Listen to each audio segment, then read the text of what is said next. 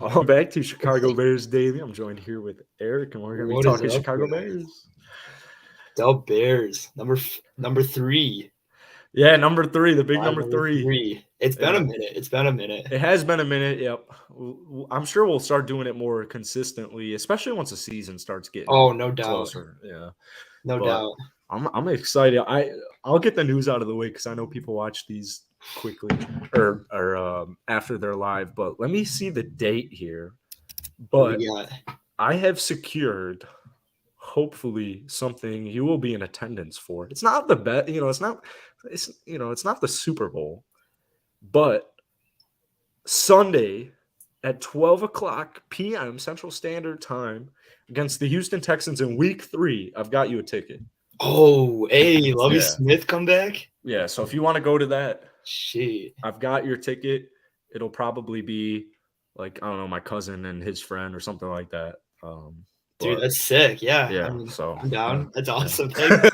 I mean, that's some pretty good news, I gotta say. That's some good news. Yeah, yeah, shit, I'll go. That's sick. That's gonna be so you said week 5? Week 3. Week Oh, 3. yeah, it's Okay, like so it's still August. gonna be nice out too. September 29th, I think. That's gonna be sick. 29th. Yeah. Oh, that's perfect, actually. We'll have to Dude, pregame. We're definitely have pregaming if to. you got You the have to. time. Yeah. Is it? It's at noon. You said, yeah. I would Yep. wake up and Yep. shit. Yeah, Just dude, start that's sick. boozing. That's gonna be sick. Yeah, I'm down. Fuck That is yeah. good news. I'm stoked. And my cousin's like buddies with Cole Kmet, so who knows? You know, Oh, who knows? dude. You know, just clear the slate for the day.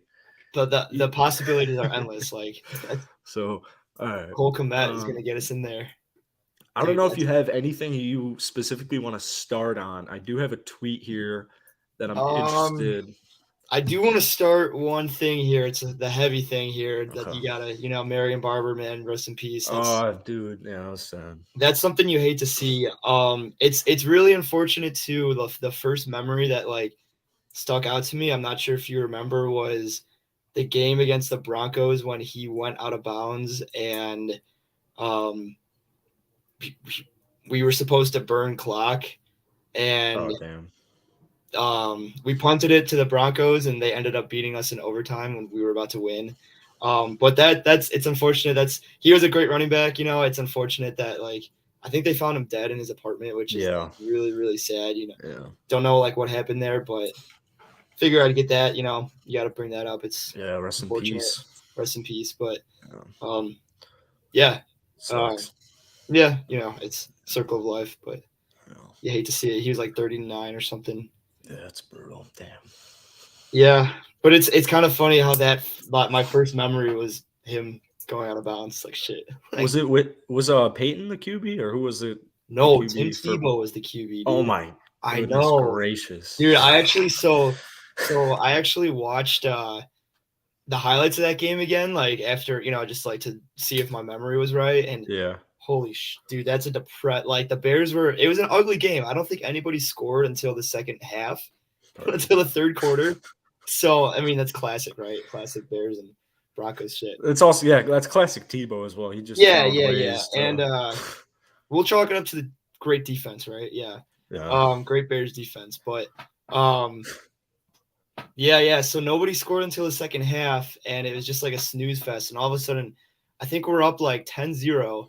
And then the Broncos come marching back, whatever, and we're up 13-7, 13-10 or whatever. There's like a minute left.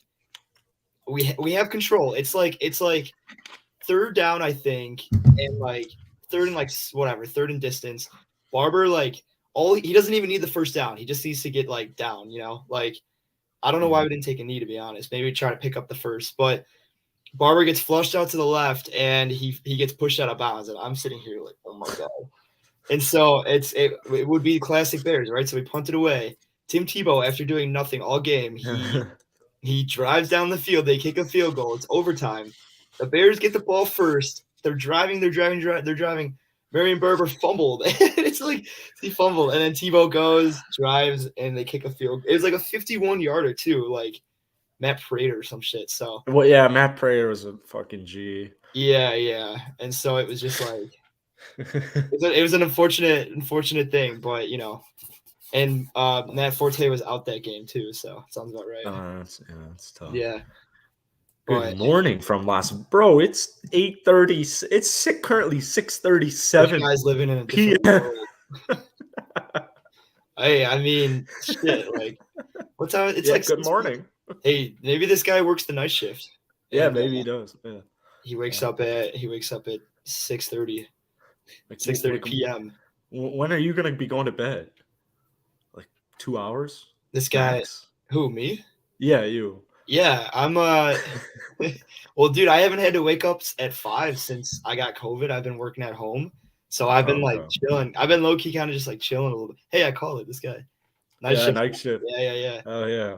Um, but yeah, since I got sick, like nobody wants me to go in. So I'm like, shit, all right, I'm chilling. So I'm working from home now, and I go back on Friday actually, but like I'm instead of getting up at 5, I'm getting up at like 8. And it's like this is pretty sick. Yeah. It's a lot better, yeah. Yeah. It's a lot I more actually ideal. sometimes I like getting up at 5, you get up and you do your shit, but you're up before everyone. It's a nice feeling. Yeah, it's a good feel, except since I'm still living with my parents, I gotta be quiet and shit. Can't make too much noise. It's not so bad. It's not so bad. Get to see the sun come up. What was that tweet you were going to talk about? Yeah, it's nothing crazy. I also wanted to make a video on this here. We're on my first ever Twitter account here.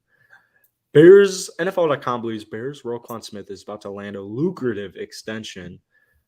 I mean, he should be extended. I read an article earlier today. I mean, yeah, no shit. Like if the Bears like didn't re-sign Roquan to like the money that he deserves, I'd be sick. I'd be like I think I would. You know what? I think I would lose faith in the like the Khalil Mack thing. I get, like there's some sense, but there's some like method to that madness, getting rid of him. But like, if you let Roquan go and you don't sign him the money, like no, that would just be like Roquan has been a league leader and nearly a league leader in tackles, and he's only what, like 20, 25, like he's insane. He's still on his rookie contract, so he deserves that money. He deserves that money. I was reading earlier today that apparently, I think it was Dr. E said that he just kind of wanted to see, I think like the gist of it was he just kind of like new coaches, new staff, just kind of wanted to go into a little bit more, get into the season a little.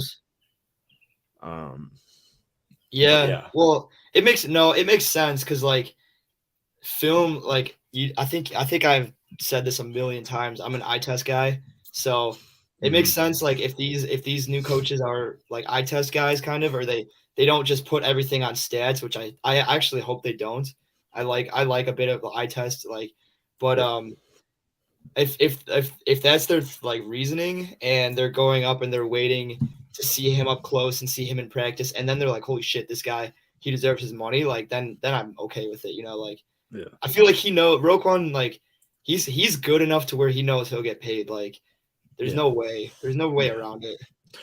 I texted you a couple days ago. I was watching Roquan Smith highlights. I'm like, I'm reading. I made my Roquan Smith video. I'm watching his highlights. I look up his stats. I'm like, dude, no Pro Bowl. That's what I was saying. Like, it's so goofy. It's like it's crazy, dude. Like the Bears fans, we've been getting pissed about this for like he should have been in the Pro Bowl for the last like I'll say like at least 2, maybe 3 years. Like the fact that he's been snubbed, he's like the most like underrated defensive player like in the league almost. This dude had 163 tackles last season, and I know that was like top 5 in the league. Oh yeah, easily, right? Like yeah. It's goofy as hell. Yeah. It is goofy as hell. No, and every time that we needed a play, it felt like Roquan was there. Like last year, our defense was struggling. If we needed a tackle, shit, Roquan's there. Like he's I don't know. It's just because he's on the Bears, the Bears, like the media doesn't cover us. Yeah, exactly. Disrespectfully underrated. It's just because the media doesn't cover us, the media kind of brushes us aside. I don't fuck the media, right? But like his film speaks for itself. Like you don't even have to watch the games 163 tackles. Like, even if you're not an eye test guy, if you're a stats guy, it's like, oh, that's fucking insane. Like, it makes me, I get like heated about that. It makes no sense. This, oh, jeez, excuse me. This dude, every season of his, first off, he's 25 years old and he just turned 25 in April. So, Happy yeah, birthday, that's cool. Roquan, if you're watching. But the fact this dude's average, I mean, I get it's combined, but like even if you look at solos, bro, like this guy's had over 100 tackles each year. Dude. It's so bad, and he almost broke 100 solo tackles, which is like crazy. Several times.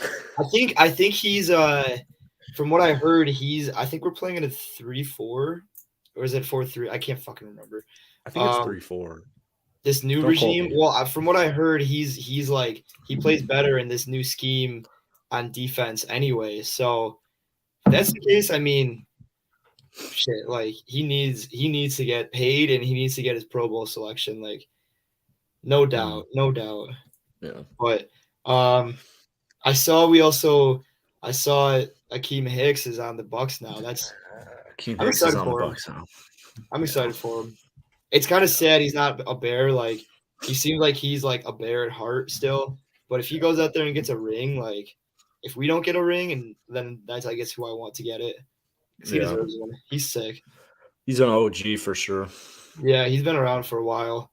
The only thing is he gets injured every year now. Two of the last 3 years. It's either like 9 arm games or his leg, yeah. But he was so good. I'm worried about our run block. I guess in the long-term aspect it makes sense, but like you could make it both sides. Like, yeah, he's 32 or he might be 33 now, but like he's not, not going to be a part of the future. Like, if you're trying to make, you're trying to build. I think we do want to get younger. I mean, our offense is like one of the youngest in the league. If you think about it, like Montgomery, Fields, Mooney, like our line is not that old. Komet's young too. So I feel like we're going to want to try to get younger on defense too, to try to match that. But I don't know. I think it feels weird saying Eddie Jackson is kind of like the veteran on defense now. He's probably been with us I guess you have why am I blanking on his name? Robert Quinn. Yeah. He's always in trade talks right now. Yeah, I mean, if we're ever gonna trade him, now would be the time. But like, it would not be a popular move because like he's. I mean, you got to keep him after becoming the sack leader. What is this here? Will Fuller? Yeah, so we got something from Baron Pohl here. Do you think the Bears should add another receiver? And it was funny because I saw this tweet and I was going to bring it up, and then I brought it up. I had it ready to go, and this guy drops this comment. So, you know me. I'm a big fan of potential signing videos. And, true. Will Fuller is a guy that Will Fuller is interesting to me because he's still, I'm sure, at his age, entering his prime, one of the fastest receivers in the entire league. I understand the aspect to not wanting to add a receiver, but I feel like Will Fuller is one of those very low risk, high reward where, if it's not the Bears, someone's going to pick up Will Fuller. And it might be a contender. So, well, I guess, what do you think about the receiver spot right now? If it was like 4 years ago, I'd say fuck yeah, because he used to be sick. I think he's torn his ACL like multiple times, or his like Achilles or something. I know it seems like he has a year-ending injury every year. Although it would be on par with our recent receiver signings, which are the like 1 year prove it deals. I wouldn't hate it. I mean, as long as we're not going to like break the bank. For the 1 year prove it deal. But this guy, I mean, he also has to want to be like a 1 year guy, it goes both ways. But I think I wouldn't hate it. But then at a certain point, it kind of starts getting to the question. It's like, there's too many mouths to feed. If we're signing all these guys to a 1 year prove it deal, it's like at a certain point, the roster is going to get so filled up with receivers, like, that money's just going to be dead space, Yeah.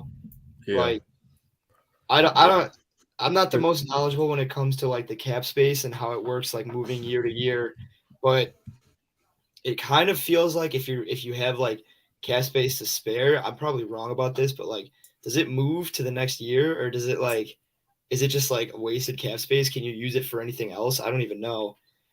Yeah, But it'll be I think it'll be wasted cap space essentially like, and I guess even in like basketball or such, I would imagine the Bears, you're looking it kind of a lot of it I would say probably is rookie contracts as well where it's like all right, it depends on where you're at because you take a team maybe like the Bengals right now where they're going to have to pay a lot of these dudes. So it would make sense to not break the bank in these, kind of years where you're still doing well. You don't want to completely break the bank because you got to pay guys like, T. Higgins, Jamar Chase, right. um, Joe Burrow. But yeah, Will Fuller's, he's extremely risky.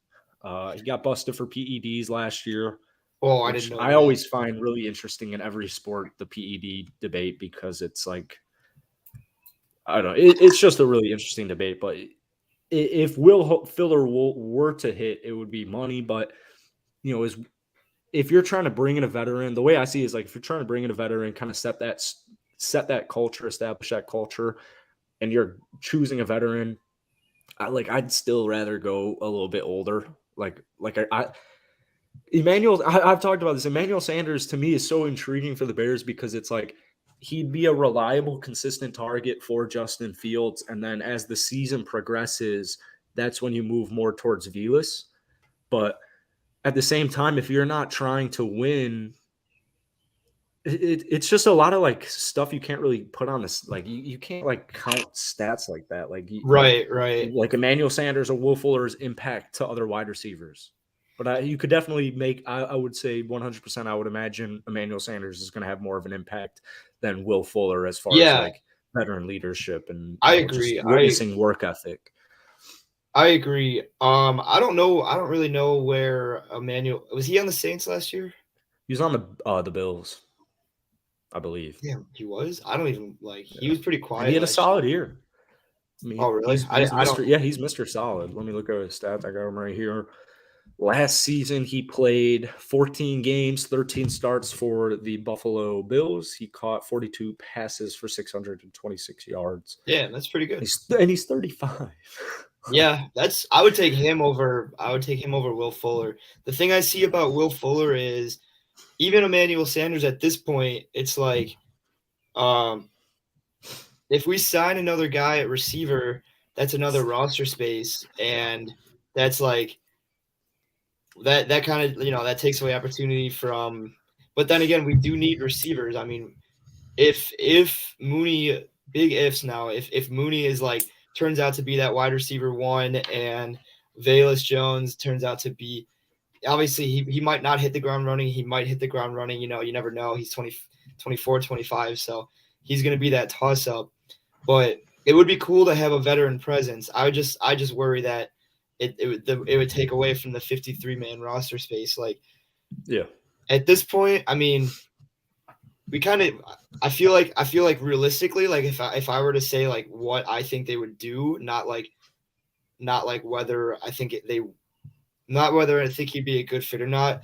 I don't see the Bears signing another receiver at this point, like in the offseason. Maybe unless like something changes, something comes up. But like at this point, I feel like they're gonna go through OTAs with the guys that they have kind of Yeah. and just kind of like see how they like it. Maybe they'll figure it out like they need someone. Um Will Fuller to me, I don't know. I don't know.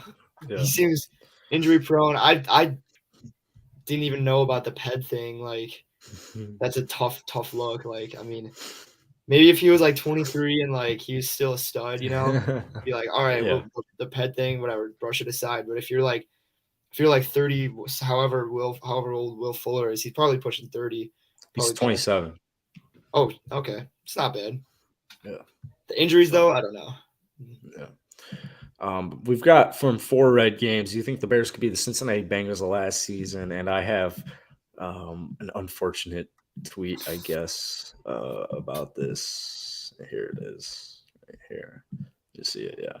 So Vegas Superbook and Westgate Superbook in Vegas posted lines for all 18 weeks of the NFL season. The Bears are only favored in 2 games, both at Soldier Field. The game will be attending week 3 against the Houston Texans Let's go. and week 10 against the Detroit Lions. So Yeah, that doesn't surprise me. At this point, like I don't really mind it. I don't mind being an underdog, but that's the Bengals were probably projected similar last year. yeah. But no, I don't think we'll be the Bengals last year. I don't think we're gonna make it to the Super Bowl. But in terms of like, I touched on this in my earlier videos about how the media like disrespects us and they kind of like sweep us under and like don't like because it's true because nobody knows what to think about the Bears right now. Like, I played Madden the other day and like I haven't played Madden in a long time. Oh, yeah. One of my friends, a Packers fan, and he wanted to do Bears versus Packers, and I said, please no, like why? Like, and Fields is ranked like a 76, and like the offense is like you have Matt Nagy's offense playbook. So it's like coming in the season with a whole new regime, it's like you can't really base anything on Madden. Like you could base more on the last year's like Packers and Madden to like the same thing coming into this season. But like the Bears, I mean, the hope is that we come in and do like a complete 180. The media, the only thing we can do is come in and shock people. It's like this is our one time to shock people. Otherwise, we're just the same old Bears. It's like so in a sense, like we won't make it to the Super Bowl in like a realistic sense, but like we have one shot to come in and like make like a statement.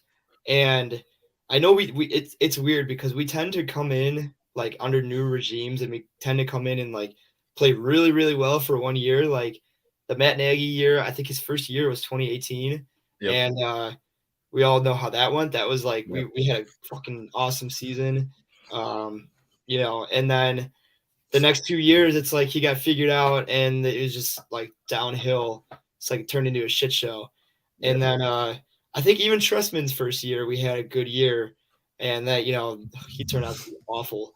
So this year, I mean, we have to have another good year again. The city, the morale needs it. Like everybody needs a good year. But we can't just go out and fade after one good year. Like we need to keep it like that's why I kind of like the system that we're building here. Like we're kind of moving like the older guys, like building cap space. And so if we can use that wisely, like if we can go out there and be around 500, even a little below 500, whatever, I'm not mad because like if we go out there and we win like 13 games, let's say, I'm going to be, no, I know. But like, that's just like, I'm not saying it'll happen, but like, if we go out there and win like 13 games, I'm going to be kind of like really skeptical, like going forward, because it's like, then expectations are going to be shot up, like, I feel like to do this, like to do this right, it needs to be like a natural kind of like progression. So like, maybe the Bengals like peaked already too early, I mean, who knows? I mean, Joe Burrow seems pretty sick. They seem like they have things kind of together, but like, then you see all these questions coming in, like, do you think the Bengals can make it back? That puts a lot of pressure on like a team, right? So I don't want the Bears to come out there and play. I don't want them to come out and like look like it's weird. It's weird to say. I don't want them to come out there and look like a Super Bowl team right away. I want them to have struggles, and I want to see like a struggle. I mean, sometimes struggle brings people together. Struggle is polarizing. It can bring like a team together, or as we saw it like the last couple of years, it can completely tear you apart. And it's this new regime is kind of like we get like a full fresh start here. We have the new quarterback, we have the new head coach, we have the new GM. So all of these guys, they get the chance to start to be on the same page. And if they go through struggle, that's going to tell us kind of like what they're going to be going forward. So I want to see that struggle, but I want to see them become better off of it. So, and especially struggle helps them like determine what they're going to need to work on. Because like if everything's all sunshine and roses the whole season, and then all of a sudden you get to the playoffs and you get exposed. It's like going into the offseason, you're going to be like, oh, you're going to be scratching your heads. You know, your eyebrows are going to be raised. But if you feel those struggles in the regular season and you go into the offseason and you kind of like learn how to do it, that's what I want. That's actually what I want. So in the short answer, no, I don't think we'll be the Bengals from last season. I kind of hope we are not the Bengals from last season. I hope we are more natural of a better team. And I don't know if that makes any sense, but I kind of went on a tangent. But that's kind of the way that I see things. It's like we can't just come out here and like shoot fireworks, and we can't be taking teams by surprise. We need to win in like a legitimate aspect. No luck, no bullshit. Like we need to come out here, have a solid game plan, week in, week out, learn how to. The big thing that Nagy couldn't do, he didn't know how to game plan for his opponents, and he didn't know how to make adjustments. If we can go out there and we have guys that have like the mind to go out there and like change our game plan based who we're playing and have like a sort of like central system that works, that's what I want. And I think I completely derailed from that question, but I could have just made a whole video based on that. Maybe I will. You should. So, all right, I'll get going on this. So I would put the Bears, because let the record show this. Joe Burrow, rookie season, I think went way better than Justin Fields. In order for the Bears to have a Bengal type season, because keep in mind the Bengals were 10-7. They started pretty solid, but at the same time, you know, they're beating not great teams. You know, you lost to the Bears. They're beating teams like the Lions, but they're beating some solid teams. I think you need several things to happen. I think you need a solid defense. I think you need like guys like Anthony Morrow to really step up, guys like Kyler Gordon, Brisker, Eddie Jackson to get back to what he does. I would put their possibility at that. I think this is being a little generous here. I'd put it between 1 to 10%, which I think is pretty generous. But at the same time, like if Justin Fields, a lot of it's going to revolve around Justin Fields. I know. Because he's a hard worker. He's a grinder. So as Don Burr says, you're going to need a miracle here, which is essentially what the Bengals had last year. Bengals finished the season 3-3 in their last 6 games. They got swept by like the fucking Browns. Like, yeah, they were hot. They were a good team, but like at the start of the playoffs, it's easy to look in retrospect, be like, yeah, they got a squad. They got a great offense, good defense.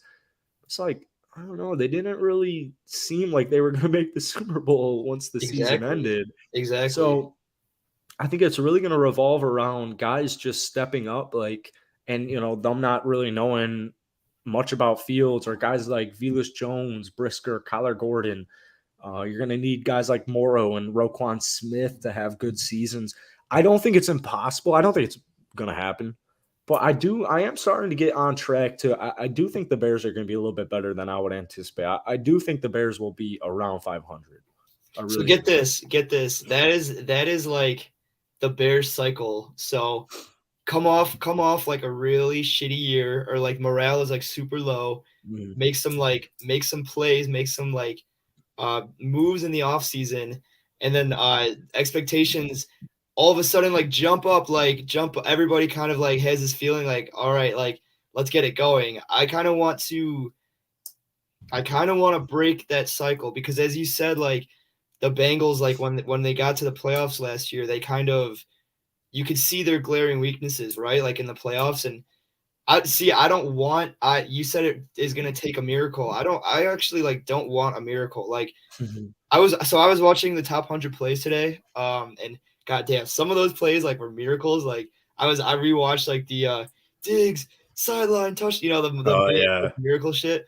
And I'm not gonna lie, like that's electric. Like everybody knows you do need a miracle on your way to the Super Bowl, but like if we're relying on a miracle, that's when we don't get miracles. You know what I'm saying? It's like, I want to be in control of games, or at least like be competitive in games. And then like, if let's say like it's the NFC Championship and we played a great game, and the other, like our opponent is like, let's say it's the Bears Bucks in the NFC Championship. This is like just, and it's like, let's say like it's going back and forth. It's been an incredible game, and like the Bucks score, and it looks like it's over for the Bears, and it's like all of a sudden we have a Bayless Jones Jr.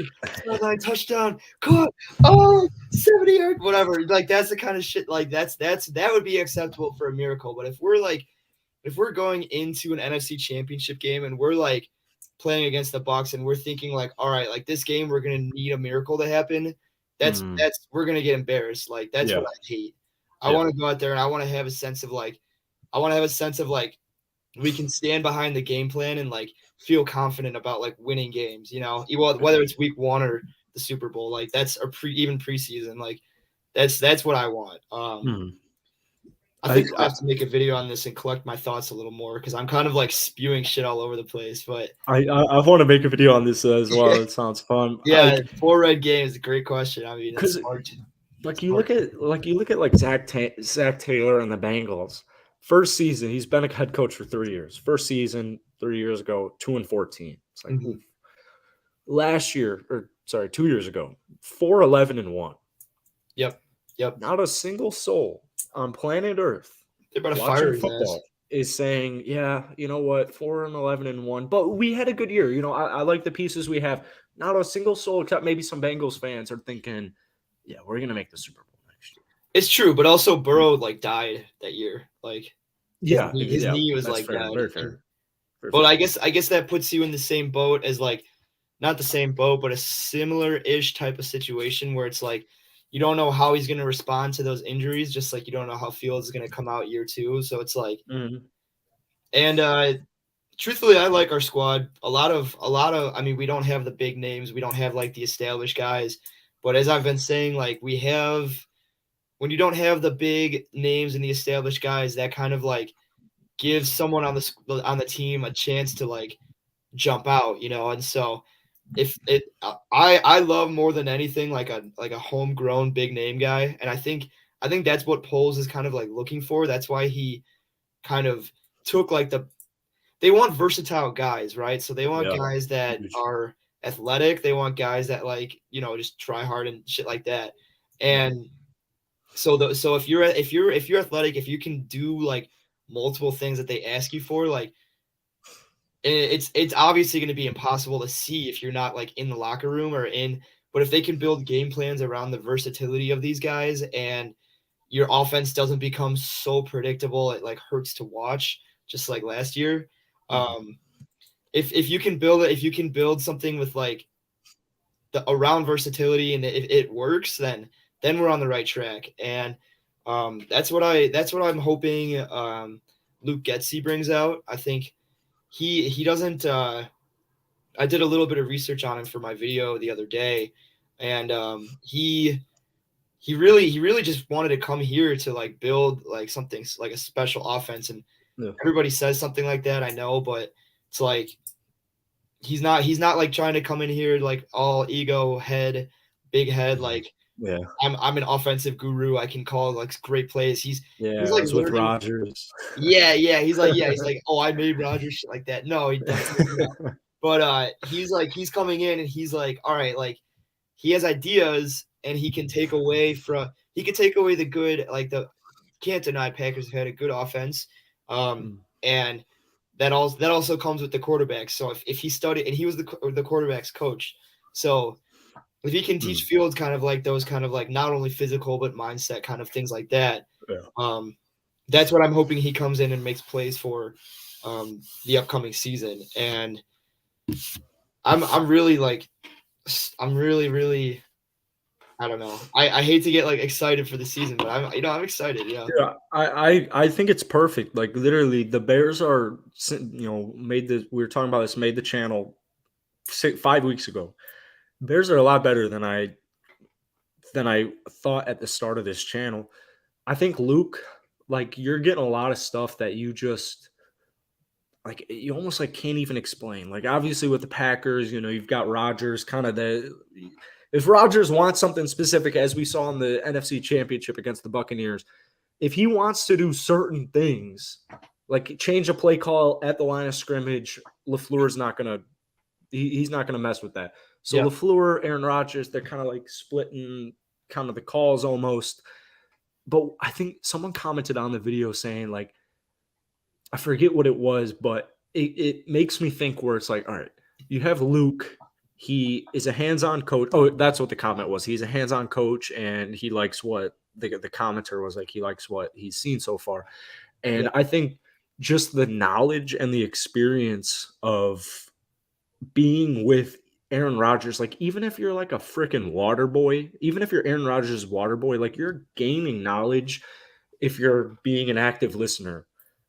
So I think Luke's probably gotten a lot of tricks, a lot of tips, a lot of just kind of maybe like secrets almost that he picked up from Rodgers, just being Aaron Rodgers. And I think he'll be able to translate it. And I think Luke's perfect for kind of what Ryan's saying. Like we're, more of the eye test. I was watching the golf match earlier today, and Charles Barkley was like, in NBA, I don't think you should look at analytics at all. Yeah. He literally said, I don't think you should look at analytics at all. I think that honestly applies for most sports. Oh Like yeah. football, you want culture guys. There's going to be a lot of dudes. Like I'm sure there are players on the Rams, there's players on the Bengals that probably didn't play too much, but they had big impacts, whether it was for depth or whatever it was, whatever the reason was, that I think they just stuff you just can't count. It's just stuff that even as a fan, like we're not aware of. So I'm long-term Bears. I think they're looking pretty money, man. They just got to keep building. And I like what you brought up about versatility and flexibility. Like that's exactly what Poles is kind of looking at. You're evaluating. He's probably more evaluating this season, Exactly. remaining flexible, and you'll probably make your big moves next offseason or in the next 2 to 3 years as your guys continue to develop and you start seeing like, all right, is Fields that guy? Is Kmet that guy? Is Montgomery that guy? You start looking at guys like Velas. You start looking at guys like Pringle, Mooney. Like there's a plan in place, and I like his philosophy. And I would say I think at some point, whether it's this year, whether it's next year or in 3 years, I do think Dr. E is going to – I think he's going to shock some people. I like that. I think he's going to shock some people. And at the same time, another reason I don't want to see everything go our way this year again, because don't forget we do have like $156 million fucking dollars to play with next year, like next off season. So like so if you forgot about that, then it's like if everything is going our way and then all of a sudden it's like shit, what do we need to like we could go on a shopping spree next year. Yep. And if everything is suddenly all peaches and roses and everything looks like there's no glaring weaknesses, then it's like obviously you don't want a glaring weakness, but for like the long term, if you have that cap space like sitting there, why not go out and get like fill a hole? Like why not if let's say the receiving class does or the receiving core is not like they go out and they kind of disappoint. Like Mooney's like borderline wide receiver one, but like not quite there.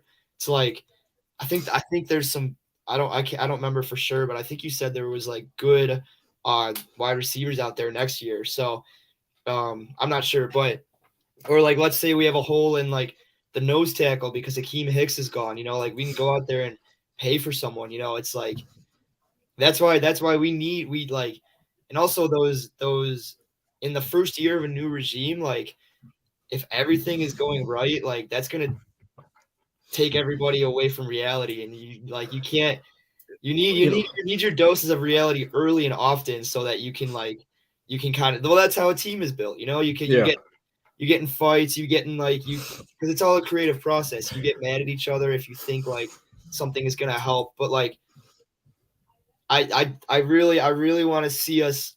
I want to see us maybe even go under 500, but I want to see us be in competitive games. I don't want to if we lose games, if we lose games and get blown out and look miserable, then we're in bad shape. But if we lose games and we're competitive, and we win games and we're like dominating, then that's what I want. I just don't want a false sense of confidence. Yeah. On the contrary, you could have guys like, say the Bears come out here, win week 1 against the 49ers. So you're 1-0, starting fresh, go to Green Bay, lose that game, but say it's close. It's a one possession Green Bay loss. Go back out next week, you beat the Texans. You're kind of building that momentum. It motivates these players. It gets them going a little bit. This is true. If we go out there and beat Green Bay week 2, that'd be close, unreal. That would be electric. But the thing that worries me again, we've been down this fucking road before. We beat Green Bay. It's been a while since we beat Green Bay, but last time we beat Green Bay, we I think, was it 2018? I think it was 2018. Yeah, I guess because I still really truly believe in the fact that if the double doink never happened, we had a great chance to go all the way. So I guess I should take a step back from that and say, like, if those things are going our way and we are winning those big games, and it's like convincing, it's like we didn't like pick up a fumble off of Aaron Jones or some shit, or like, we didn't like, if our offense goes out and our defense goes out and our special teams goes out and has a complete team win against Green Bay in week 2 in Green Bay primetime, like, that's pretty electric. That's pretty electric. Yeah. And so you got me there. All I'm trying to really like think of is, from a hopeful Bears side of it, is if you can come out there and you can beat a team like the 49ers, or you can beat a team like Green Bay, it really just kind of establishes, like, oh shit, we just beat, either a team in the NFC Championship, or we just beat Aaron Rodgers. Like, it gives these guys, like, it's a culture. Like, you're like, yeah. Like, we're freaking good. Like, maybe so that's what gets interesting, where it's like, all right, maybe it's unrealistic statistically, analytically, it's unrealistic. But if, the Bears are a game or two over 500, you're heading into the second half of the season, and you just kind of continue to maintain that.